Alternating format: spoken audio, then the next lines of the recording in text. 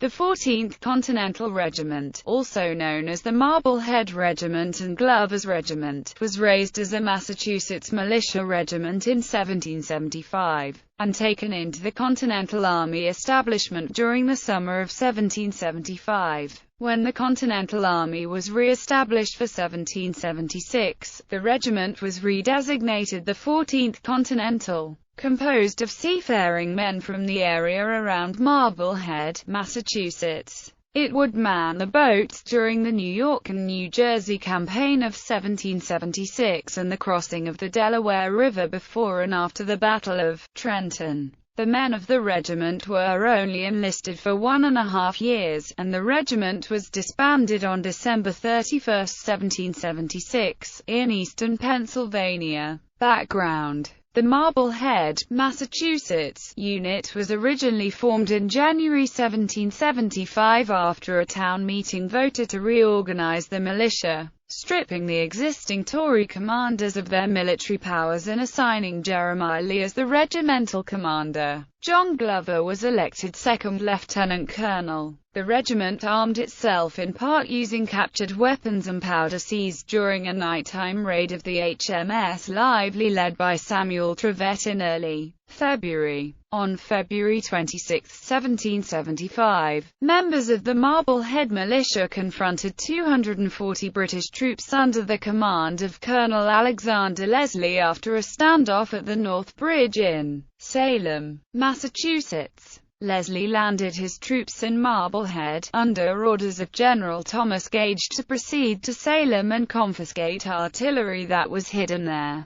Word quickly spread through Marblehead and Salem, and the Salem militia was waiting at the bridge when Leslie arrived. After a tense standoff, Leslie ended up retreating back to Marblehead where he was met by the Marblehead militia, which had fallen in to reinforce the troops in Salem. The Marbleheaders followed Leslie's troops back to their boats, mocking them as they marched. Although the Marblehead militia was not present at the battles of Lexington and Concord, the event had a significant impact on its command. Lee and Glover met with Elbridge Gerry, Samuel Adams, and John Hancock at Weatherby's Black Horse Tavern in Menotomy on April 18. Lee and Glover planned on staying for the night, but in the early morning of April 19, they were forced to flee in their bedclothes as the oncoming British troops searched the tavern. Lee fell sick from exposure after hiding in a nearby field, and died days later. Glover then took over command of the militia. The Marblehead militia was formally adopted as a regiment of the Continental Army in Cambridge, Massachusetts, on June 22, 1775, with 10 companies totaling 505 officers and men. On July 1, Glover received a colonel's commission from the Continental Congress and the unit was designated the 23rd Massachusetts Regiment. In mid-December, Glover's regiment left Cambridge and returned to Marblehead and Beverly at the end of their terms of enlistment. The unit was reorganized as the 14th Continental Regiment on January 1, 1776. Washington's fleet. In the summer of 1775 during the Siege of Boston, the British troops were able to maintain a steady stream of provisions through ships arriving from Nova Scotia, the West Indies, and England. In an effort to disrupt these supply lines, General George Washington turned to Glover for naval assistance. Glover made available the 78-ton schooner Hannah, the wharf he owned in Beverly, and a captain and crew selected from his regiment. Although the success of the Hannah was limited, Washington was convinced of the need of a greater naval presence. He put Glover and his regiment in charge of outfitting and manning the Franklin, Hancock, Lee, and Warren in the fall of 1775. This small navy was able to disrupt the British supply lines, capturing much-needed arms and other supplies for the Continental Army. As the small naval force began to return to port with prize vessels, Washington became concerned that the Beverly base would gain the attention of the British.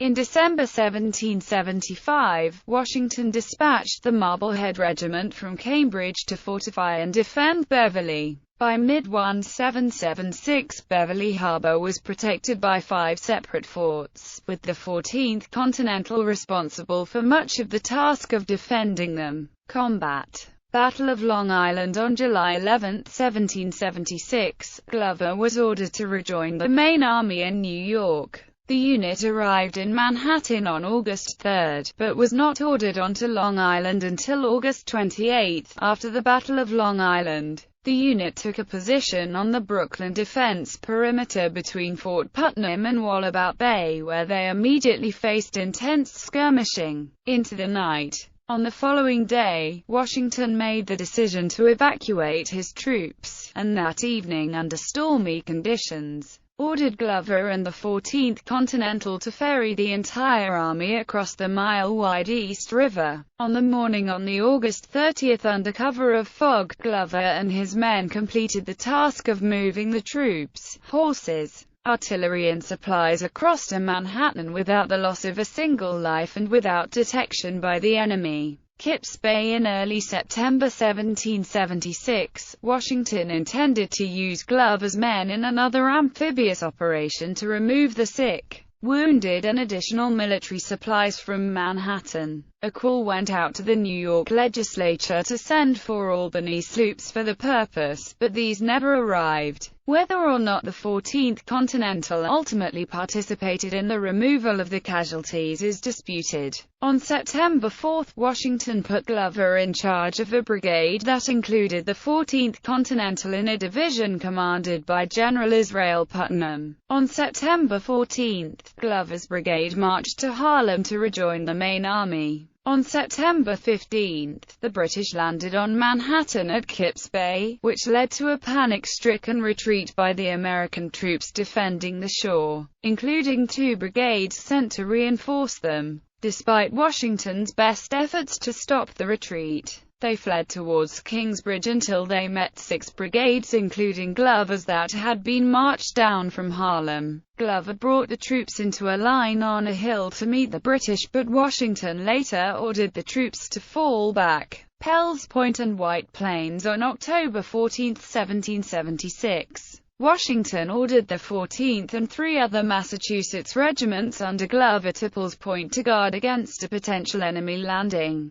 On October 18, while Washington was withdrawing the remainder of his troops to White Plains, General William Howe ordered an amphibious landing at Pell's Point. What ensued came to be known as the Battle of Pell's Point. It was a significant strategic victory under Glover, although it appears that he held the 14th in reserve and they did not participate directly in the battle. As Washington's army fell back to White Plains, Glover's men continued to harass the enemy. On October 20, Glover's brigade launched a raid behind enemy lines to bring back 200 barrels of pork and flour that had been left in Eastchester. Several days later, a scouting patrol from the 14th Regiment unexpectedly ran into a party of Hessians, killing 12 and taking 3 prisoner. Glover's men also participated in the Battle of White Plains, principally as part of the artillery engagement and later as the rear guard as Washington moved on to New Jersey. Glover's brigade left White Plains to rejoin the rest of the army on November 22.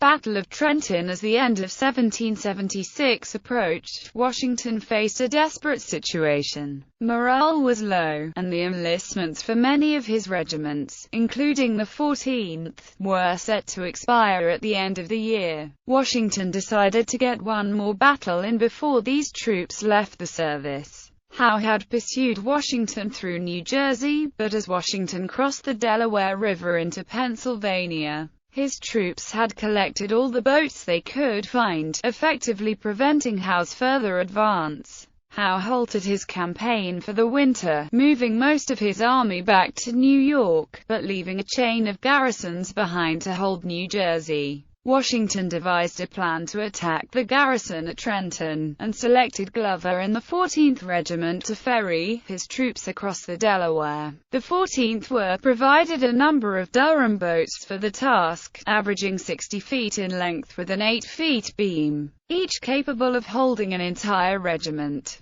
The boats were propelled by oars measuring 18 feet on the downstream side and poles on the upstream side. Washington ordered the operation for the night of December 25-26, which turned out to be a howling snowstorm. As the 14th ferried the heavily laden boats across, they had to contend with ice forming on the gear, and cakes of ice that needed to be wrestled out of the way. In addition to ferrying the troops, the 14th was responsible for ferrying the artillery that was under the command of Colonel Henry Knox. At 3 a.m. on the morning of December 26, 3 hours behind schedule, the 14th Regiment completed their task. After the crossing of the Delaware was completed, the 14th Regiment joined the other regiments in Glover's brigade in General John Sullivan's division and were part of the American victory at the Battle of Trenton that immediately followed. The 14th Regiment then assisted in the ferrying of Washington's force and approximately 900 Hessian prisoners back across the Delaware. End of service. After the Battle of Trenton, Washington attempted to persuade the Marbleheaders to remain in the Army for another 6 weeks by offering a bounty, but few took him up on the offer. William R. Lee, former brigade major of the 14th, was commissioned as a colonel on January 1, 1777, and a new regiment was formed. Only 9 of the 14th Regiment's 32 officers re-enlisted. On preparing to return home, members of the Marblehead Regiment learned that some Continental frigates were in the Delaware River. The men offered to sail the vessels to the relative safety of New England waters, but the offer was refused. After returning home to Marblehead, most of the men took up the more profitable trade of privateering for the remainder of the American Revolutionary War. Memorials. At the entrance to the Trenton Battle Monument in Trenton, New Jersey, are the bronze statues of 2 soldiers. One of the statues is of Private John Russell, a member of the 14th Regiment.